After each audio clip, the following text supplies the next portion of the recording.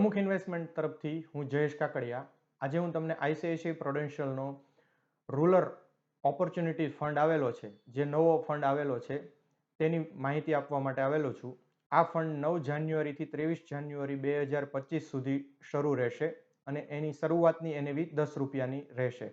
ભારતની 64% વસ્તી ગ્રામ્ય વિસ્તારમાં રહે છે અને આ ગ્રામ્ય વિસ્તારનું કન્ઝમ્પશન સારું એવું હોય છે અને આ કન્ઝમ્પશનથી ઓટોમોબાઈલ સેક્ટર છે, રાસાયણિક ખાતરો છે, પછી કન્ઝ્યુમર ડ્યુરેબલ છે, પેઇન્ટ્સ છે અને ફૂડ પ્રોસેસિંગ યુનિટો છે, એ ઉપરાંત કમ્પ્રેસર્સ, આ બધી જે મશીનરીઓ છે એનું કન્ઝમ્પશન ગ્રામીણ વિસ્તારને આધારિત હોય છે અને આ ફંડ મુખ્યત્વે ડાયવર્સિફાઈ સેક્ટરમાં રોકાણ કરશે.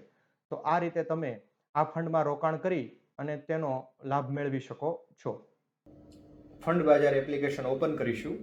તેમાં ડાબી સાઈડ 3 લાઇનિંગ છે ત્યાં ક્લિક કરીશું.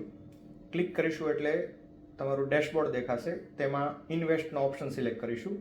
જેવો ઇન્વેસ્ટનો ઓપ્શન સિલેક્ટ કરીશું એટલે પહેલું જ ઓપ્શન આવશે ફ્રેશ પરચેસ. તેની ઉપર ક્લિક કરવાનું છે તમારે. ક્લિક કરી અને તમારા જે એકાઉન્ટમાં જેટલા નામ હશે એટલા તમને દેખાશે. એમાં જે નામમાં તમારે ઇન્વેસ્ટ કરવું છે તે નામ ઉપર તમારે ક્લિક કરવાનું છે. જેવું ક્લિક કરશો એટલે તમને ઉપરની સાઈડમાં ઓપ્શન દેખાશે NFO, જમણી બાજુનું છેલ્લું.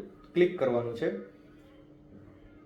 એટલે જેટલા NFO ચાલતા હશે તે તમને દેખાશે. એમાં આપણે સિલેક્ટ કરવાનું છે ICICI Prudential rural opportunity fund regular growth select કરવાનું. ગ્રોથ સિલેક્ટ કરી એડ ટુ કાર્ટ સિલેક્ટ કરવાનું છે અને તમારે જેટલા આની અંદર ઇન્વેસ્ટ કરવા હોય 10,000, 5,000, 50,000, લાખ જેટલા ઇન્વેસ્ટમેન્ટ કરવા હોય એટલી અમાઉન્ટ લખીશું. અહીંયા આપણે અમાઉન્ટ લખી એને ક્લિક કરી.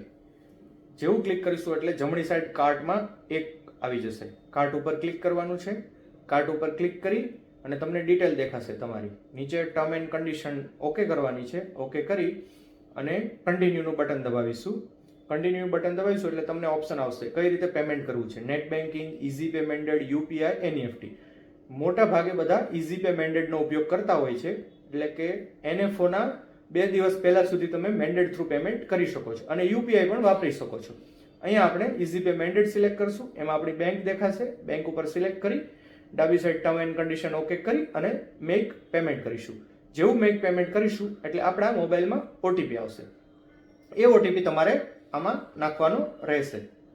આ ઓટીપી આપણે નાખીશું એટલે આપણું પેમેન્ટ કન્ફર્મ થઈ જશે. એટલે આ રીતે તમારું ટ્રાન્ઝેક્શન સક્સેસ થઈ ગયું. આ રીતે તમે આઈસીઆઈસીઆઈ રૂરલ ઓપોર્ચ્યુનિટી ફંડમાં રોકાણ કરી શકશો.